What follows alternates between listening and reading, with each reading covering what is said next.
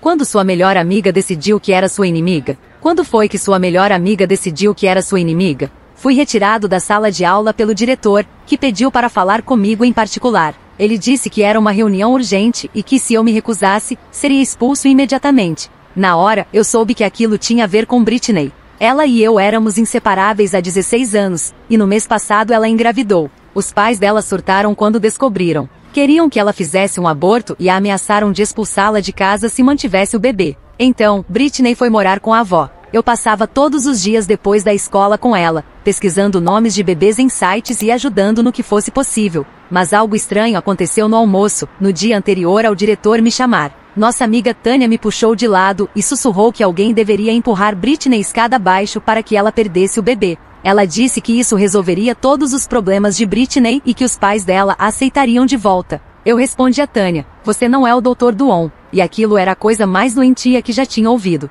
Disse que ela precisava se afastar de Britney se fosse capaz de pensar algo assim. Pois bem, o diretor Paulo me levou até a sala de reuniões, e foi lá que vi Britney sentada à mesa, chorando compulsivamente. Tânia também estava lá. 2 policiais permaneciam junto à porta, e minhas pernas começaram a tremer. Britney não conseguia olhar para mim e mantinha as mãos firmes sobre a pequena barriga de grávida, como se estivesse protegendo-a. Antes que eu pudesse perguntar o que estava acontecendo, Tânia começou a falar. Ela disse a todos que eu havia procurado por ela com um plano para empurrar Britney da escada. Alegou que eu estava com ciúmes da atenção que Britney recebia por estar grávida. Ela afirmou que eu vinha falando disso havia dias e até pesquisara qual escadaria causaria mais danos para que a barriga dela explodisse. Minha boca se abriu em choque enquanto Tânia continuava mentindo. Ela mostrou mensagens de texto totalmente fora de contexto. Aquela em que eu disse "isso é terrível" em resposta à sugestão dela, agora parecia que eu estava concordando. Ela havia apagado as próprias mensagens sobre empurrar Britney e fez parecer que eu tinha inventado toda a ideia.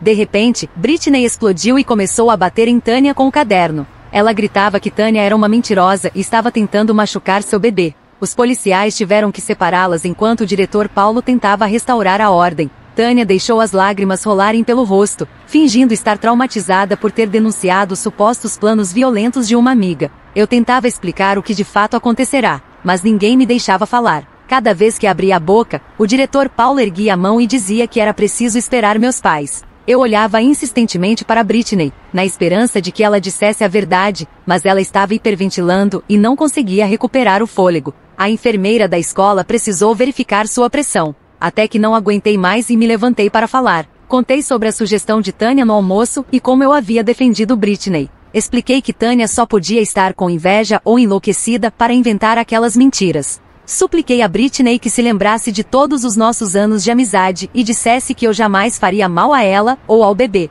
Britney finalmente me encarou com os olhos vermelhos e inchados. Por um instante, achei que ela diria a verdade. Mas então abriu a boca e disse que não sabia mais em quem acreditar. Disse que eu estava agindo estranho desde que ela engravidara e que talvez Tânia tivesse razão. Minha melhor amiga de 16 anos estava escolhendo acreditar em mentiras em vez de tudo que vivemos juntos. O diretor Paulo se levantou e disse que precisavam levar a ameaça a sério. Você precisa recolher suas coisas, porque a polícia está aqui para escoltá-lo para fora, ele disse. Você representa um risco ao bebê e não podemos permitir que se aproxime de Britney ou das dependências da escola até que isso seja resolvido. Eu fiquei em choque. E naquela noite, meu celular vibrou com uma mensagem. Tânia me enviou um rosto sorridente. Fiquei sentado na cama, encarando aquele emoji por horas. Minhas mãos não paravam de tremer e eu relia a mensagem sem parar, como se pudesse ter interpretado errado. No andar de baixo, eu ouvia as vozes dos meus pais se elevando. Minha mãe dizia que a escola só podia estar equivocada, enquanto meu pai perguntava se talvez eu não precisasse de ajuda.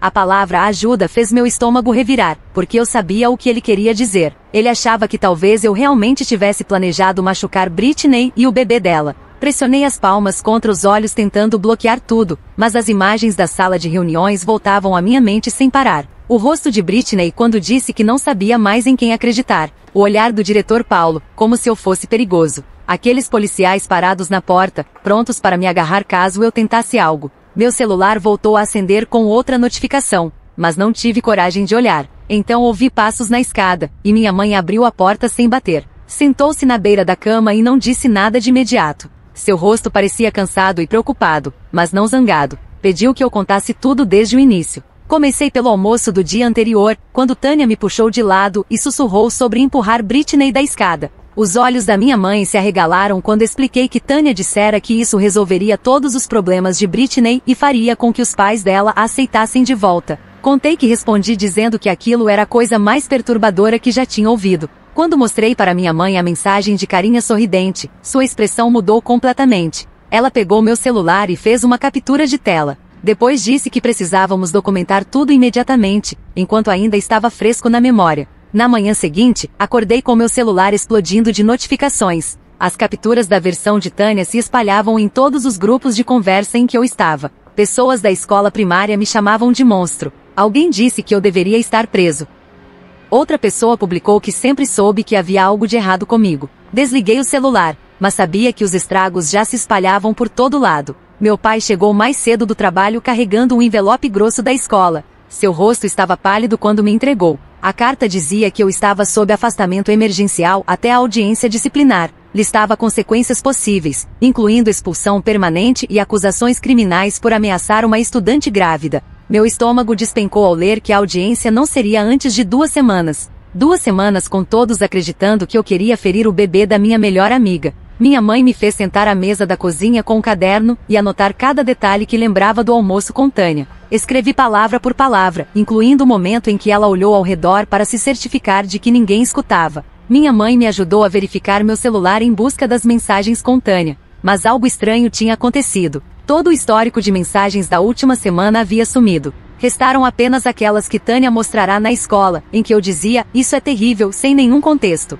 Parecia exatamente que eu estava concordando com um plano. O rosto da minha mãe se endureceu, e ela disse que alguém havia adulterado as provas. Tentei ligar para Britney, mas o número ia direto para a caixa postal. Então lembrei que ela estava na casa da avó e procurei aquele número. Chamou 4 vezes antes de cair na secretária eletrônica. Deixei uma mensagem dizendo que jamais machucaria Britney ou seu bebê, implorando à avó que ajudasse Britney a se lembrar dos nossos 16 anos de amizade. O silêncio depois de desligar parecia outra traição. Ninguém iria me ajudar. 3 dias se passaram comigo preso em casa enquanto todos os outros estavam na escola espalhando mentiras sobre mim. Então chegou um e-mail sobre serviços de aconselhamento disponíveis durante meu afastamento escolar. Minha mãe leu por cima do meu ombro e disse que talvez ajudasse ter alguém oficial registrando o meu lado da história. Marcamos uma consulta com uma pessoa chamada Helen Green para o dia seguinte. Minha mãe me levou até o escritório do distrito onde Helen trabalhava. Ela acabou sendo mais jovem do que eu esperava.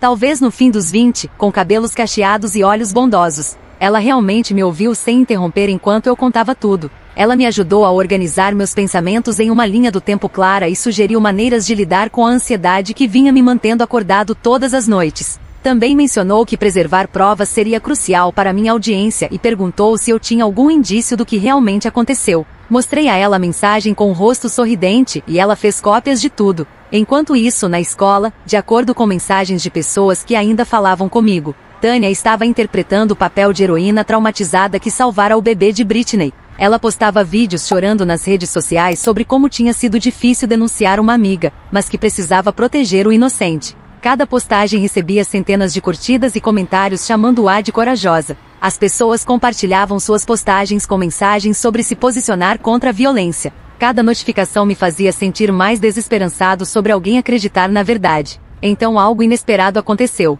Caio Perkins, da minha turma de ciência da computação, me enviou uma mensagem privada. Ele disse que entendia de recuperação de dados e percebeu que havia coisas que não batiam na história de Tânia. Não tomou partido, mas ofereceu ajuda para tentar recuperar as mensagens apagadas, caso eu ainda tivesse meu celular. Foi o primeiro lampejo de esperança que eu tive desde que esse pesadelo começou. No dia seguinte, respondi para Caio e combinamos de nos encontrar na biblioteca pública, já que eu não podia chegar perto da escola. Cheguei cedo e encontrei uma mesa de canto silenciosa, afastada das pessoas. Caio apareceu carregando sua mochila de laptop e sentou-se à minha frente sem falar muito. Tirou o computador, pediu para ver meu celular e começou a explicar como mensagens apagadas poderiam ainda existir em backups ou no armazenamento em nuvem. Ele me mostrou configurações que eu nunca tinha reparado antes. Passamos as 2 horas seguintes explorando cada menu e opção do meu telefone, verificando se havia backups automáticos que eu desconhecia. Minhas mãos tremiam quando ele encontrou algo nas configurações do meu iCloud de 5 dias atrás.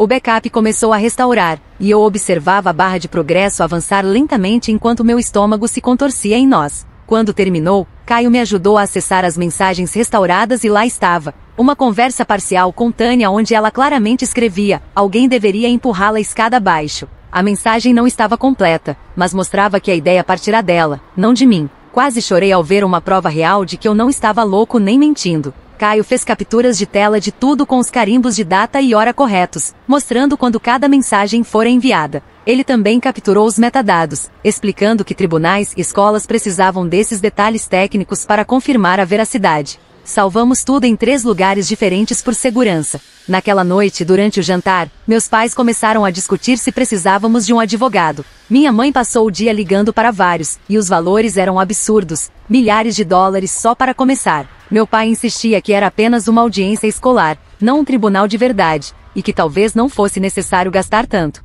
Ele achava que deveríamos aceitar qualquer punição e seguir em frente. Minha mãe bateu o garfo na mesa e disse que não deixaria que seu filho fosse rotulado como alguém que ameaçou uma grávida. A tensão ficou tão pesada que mal consegui comer. Eu me sentia culpado ao vê-los brigando por dinheiro por minha causa. 2 dias depois, recebi uma mensagem no Facebook de Natália Stone, que trabalhava no anuário da escola. Ela disse que estava no banheiro durante o almoço, quando Tânia fez a sugestão de empurrar Britney. Ouviu tudo, inclusive minha resposta chamando Tânia de perturbada. Natália tinha medo de se envolver, mas ver Tânia se fazer de vítima nas redes sociais a deixou enojada. Ela concordou em escrever uma declaração sobre o que ouviu, mas queria permanecer anônima, se possível. Encaminhei tudo para minha mãe, que imprimiu para nosso crescente arquivo de evidências. Na manhã seguinte, trabalhei com Helen para redigir um pedido formal à escola, exigindo que examinassem o celular verdadeiro de Tânia, e não apenas as capturas de tela. Helen me ajudou a redigir o documento de forma profissional, explicando como provas digitais podiam ser manipuladas e editadas. Requisitamos que a escola preservasse todas as evidências relevantes e conduzisse uma investigação adequada. Helen protocolou o pedido pelos canais oficiais, já que eu não podia entrar no campus. 3 dias depois recebemos a resposta da escola, e eu quis gritar. Disseram que Tânia havia se recusado a fornecer o aparelho, alegando que o deixará cair e a tela estava inutilizável. Afirmaram que as capturas já entregues eram provas suficientes para a audiência disciplinar. A injustiça me fez querer socar algo, mas Helen me lembrou de manter o foco no que podíamos controlar. Disse que perder o controle só me faria parecer culpado. Naquele fim de semana, um homem chamado Olavo Souza ligou para nossa casa. Ele trabalhava para uma ONG de direitos estudantis e ficou sabendo do meu caso através de Natália, que o procurara. Olavo explicou que escolas frequentemente violavam o devido processo em situações assim, e que a maioria das famílias desconhecia seus direitos.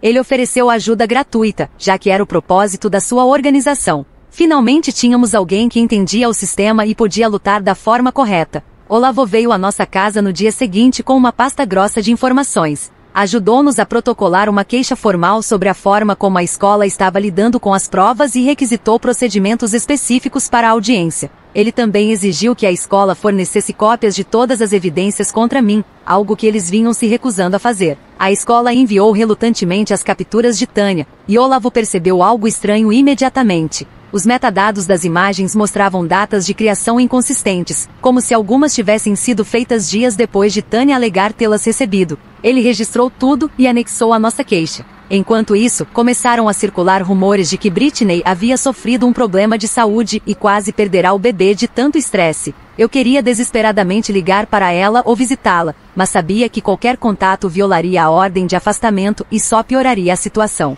Em vez disso, passei horas escrevendo-lhe uma carta focada apenas em desejar que ela e o bebê estivessem bem. Não mencionei o caso nem tentei me defender, apenas disse que pensava nela e queria que ambos estivessem saudáveis. Helen concordou em entregar a carta pelos canais apropriados, para que não houvesse violação da ordem. No dia seguinte, ela voltou dizendo que a avó de Britney receberá a carta, mas não prometeu se Britney a léria. Ao menos não foi rejeitada nem jogada fora, o que já parecia um pequeno avanço nesse pesadelo. Caio me mandou uma mensagem mais tarde com capturas que fizeram minhas mãos tremerem. Ele estava vasculhando o Instagram de Tânia e encontrou uma postagem exatamente na hora em que ela alegava que eu a ameaçara com mensagens sobre empurrar Britney. A foto mostrava Tânia no shopping, com sacolas de compras, com um carimbo de horário que provava sua mentira sobre quando nossa conversa acontecerá. Salvamos tudo em 3 pendrives diferentes e imprimimos cópias, porque eu não correria mais riscos de perder provas. Caio continuou investigando suas redes sociais e encontrou mais contradições,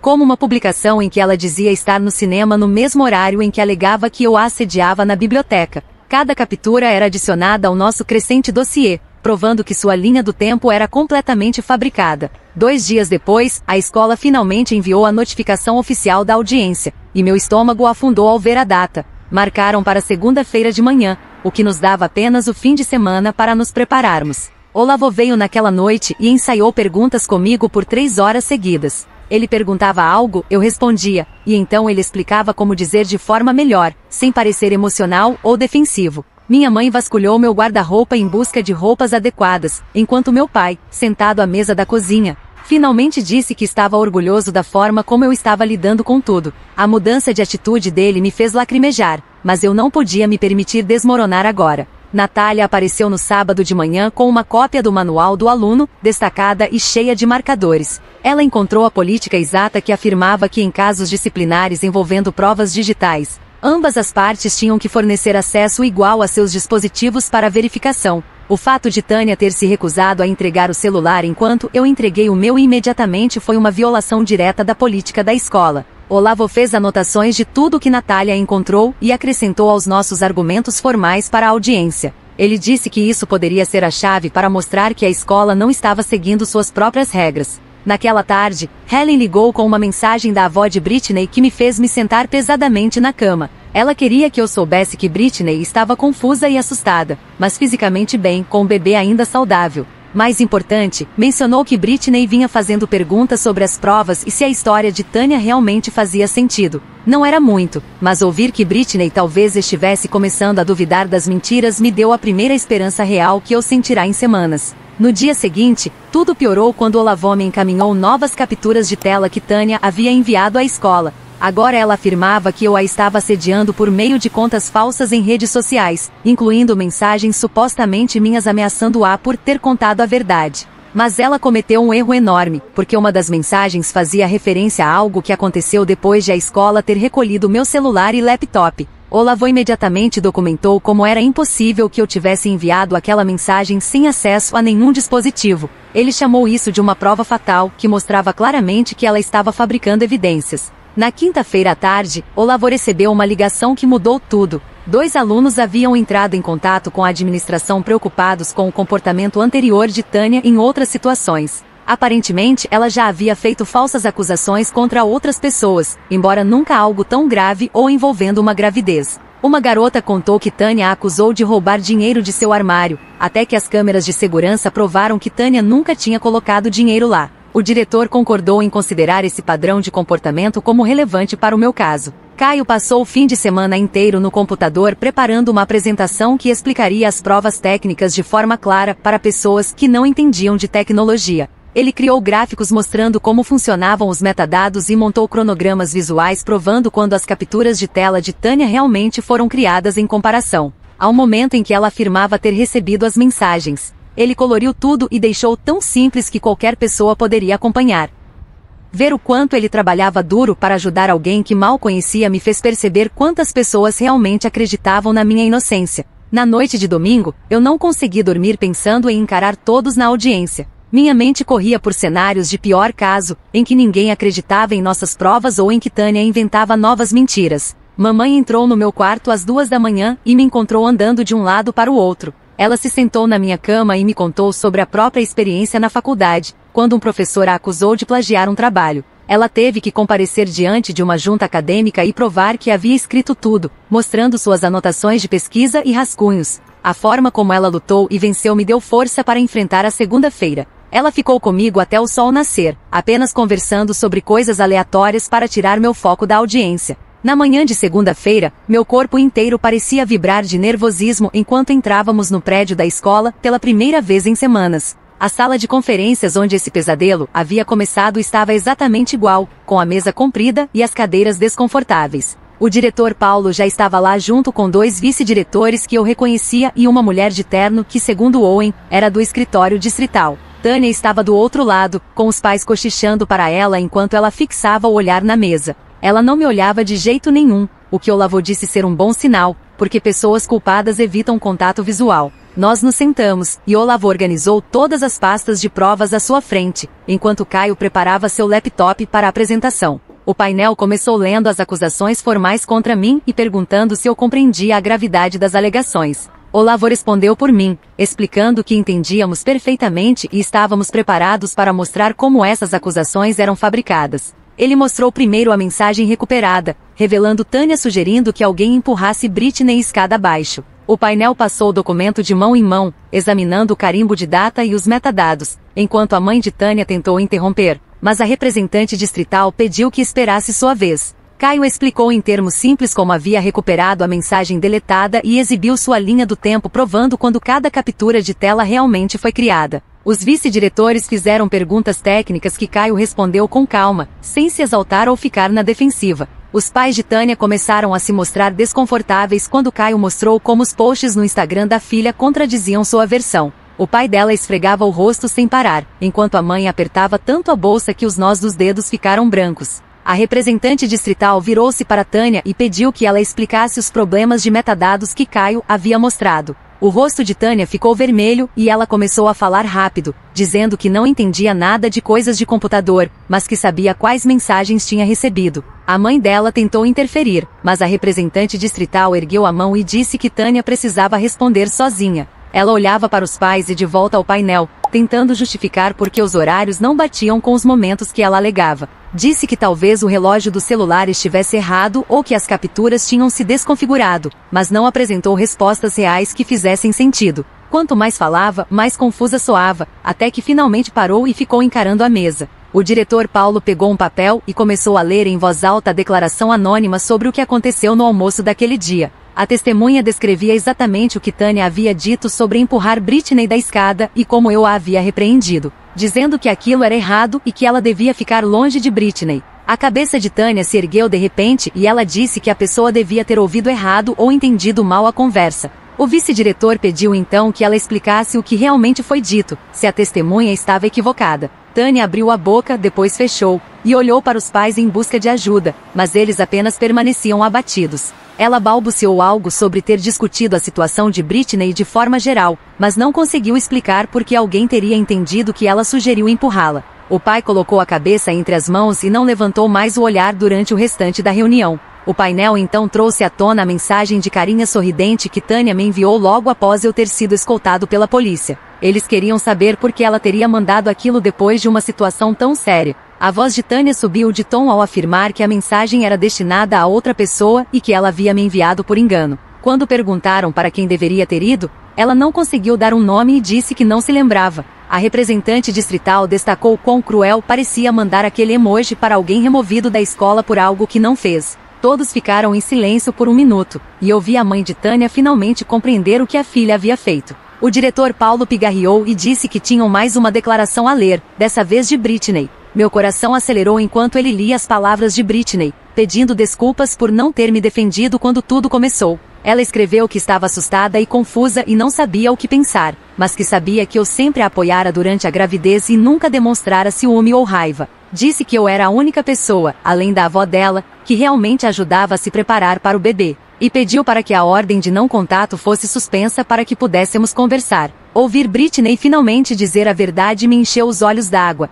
mas eu forcei para não chorar diante de todos. O painel disse que precisaria de uma pausa de 15 minutos para discutir tudo, e tivemos que esperar no corredor. Os pais de Tânia a puxaram para o lado, perto do bebedouro, e eu os vi cochichando intensamente, enquanto Tânia balançava a cabeça e enxugava as lágrimas. O rosto da mãe agora parecia mais zangado do que confuso, e o pai gesticulava com as mãos, como se tentasse entender a situação. Quando voltamos para a sala, Tânia parecia menor de alguma forma, evitando contato visual com todos. A representante distrital perguntou se ela tinha algo mais a acrescentar, e a voz dela saiu quase num sussurro ao admitir que talvez tivesse se confundido em algumas coisas sobre o que aconteceu. Disse que estava abalada com a situação de Britney e se confundiu sobre quem havia dito o que, mas parou antes de assumir que tinha mentido. Seus pais pareciam derrotados, percebendo que a filha tinha causado tudo aquilo sem motivo. O painel informou que precisaria deliberar e tomar uma decisão, então tivemos que esperar em salas separadas. Helen foi comigo para uma sala de aula vazia,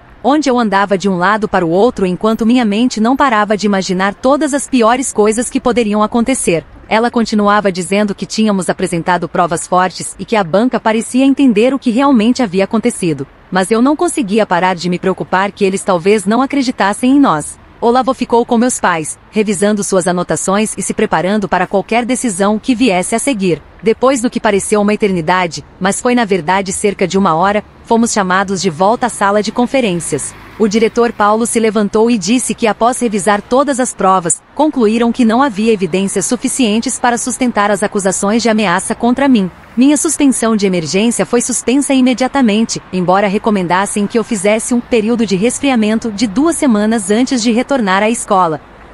O alívio me atingiu com tanta força que precisei me segurar na mesa para não cair, mas não era um alívio completo, porque eu sabia que toda essa confusão ainda me seguiria. Eles ainda não tinham terminado, porque Tânia também recebeu consequências: liberdade condicional social, aconselhamento obrigatório e ainda teria que participar de um programa de cidadania digital sobre comportamento online. Os pais dela pareciam completamente devastados ao perceberem que a filha tinha orquestrado toda aquela crise e quase arruinado minha vida por nada. Tânia continuava sem me olhar, com os olhos fixos nas mãos entrelaçadas no colo. Olavo imediatamente começou a preencher a papelada para remover todos os registros disciplinares do meu arquivo. A escola concordou, já que admitiram que não seguiram os procedimentos adequados no início, quando apenas acreditaram na palavra de Tânia sem investigar. Era uma pequena vitória, mas importante para minhas futuras inscrições na faculdade e tudo mais. Saímos do prédio e quando o sol brilhante me atingiu, tudo desabou de uma vez. Comecei a chorar forte nos braços da minha mãe, enquanto ela me segurava apertado e repetia que agora tinha acabado e que eu estava seguro.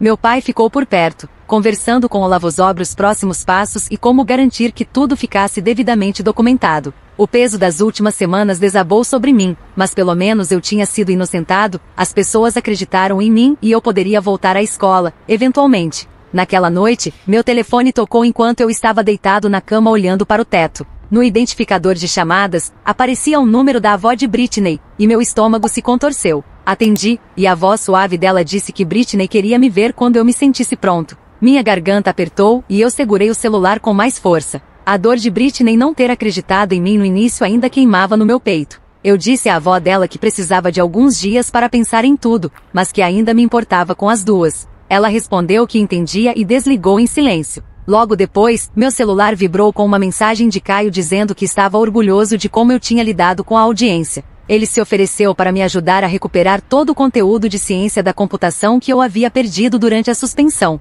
Outra notificação surgiu. Natália me adicionou a um grupo chamado Nós Acreditamos em Você junto com outros membros da equipe do anuário. Rolei pelas mensagens e vi nomes de pessoas que estavam me apoiando nos bastidores durante todo esse tempo. Meus olhos se encheram de lágrimas ao perceber quantos colegas realmente acreditavam na minha versão da história. Na manhã seguinte, minha mãe trouxe um e-mail impresso do distrito escolar sobre a atualização das políticas de provas digitais. Eles não mencionavam nomes, mas as mudanças eram claramente resultado do meu caso. As novas regras exigiam o exame direto dos dispositivos em vez de apenas capturas de tela em acusações graves. Pelo menos outros alunos não passariam pelo que eu passei com provas falsas. As 2 semanas passaram devagar, com eu fazendo trabalhos escolares em casa e tentando me preparar mentalmente para voltar. O período de afastamento parecia, ao mesmo tempo, longo demais e curto demais. Passei horas recuperando tarefas com a ajuda de Caio em chamadas de vídeo. Natália me enviava fotos do anuário para eu editar, assim eu ainda podia contribuir mesmo afastado da escola.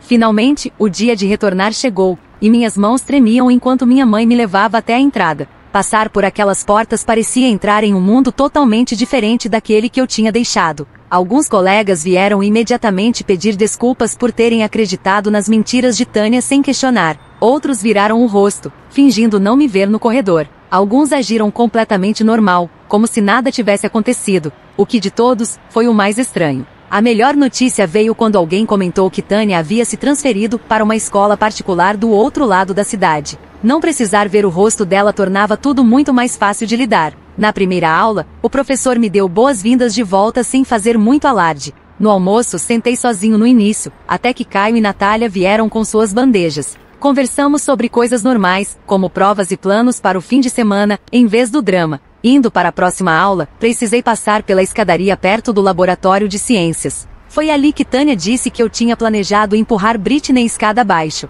Parei e encarei aqueles degraus de concreto por um longo tempo. Em vez de raiva, só senti tristeza por ver como as mentiras de uma pessoa quase destruíram tudo. Me obriguei a continuar andando e a focar em seguir em frente com minha vida. 3 dias depois, finalmente me senti pronto para ver Britney e mandei uma mensagem para a avó dela. Marcamos de nos encontrar na casa dela no fim de semana, quando eu já conseguiria lidar melhor com as emoções. No sábado à tarde, fiquei na varanda com o dedo pairando sobre a campainha por 1 minuto inteiro. A porta se abriu e lá estava Britney, com lágrimas escorrendo pelo rosto. Nós dois começamos a chorar antes mesmo de conseguir dizer qualquer palavra. Ela me puxou para dentro e me mostrou sua barriga de grávida, que já estava bem maior. Pegou minha mão e a colocou sobre o ventre para que eu sentisse o bebê se mexendo. Sentamos no sofá e ela me mostrou um caderno cheio de nomes que estava considerando. Ela apontou Leona e Sofia como suas principais escolhas para a menininha. Ainda não estávamos prontos para voltar a ser melhores amigos, mas começávamos a curar as feridas.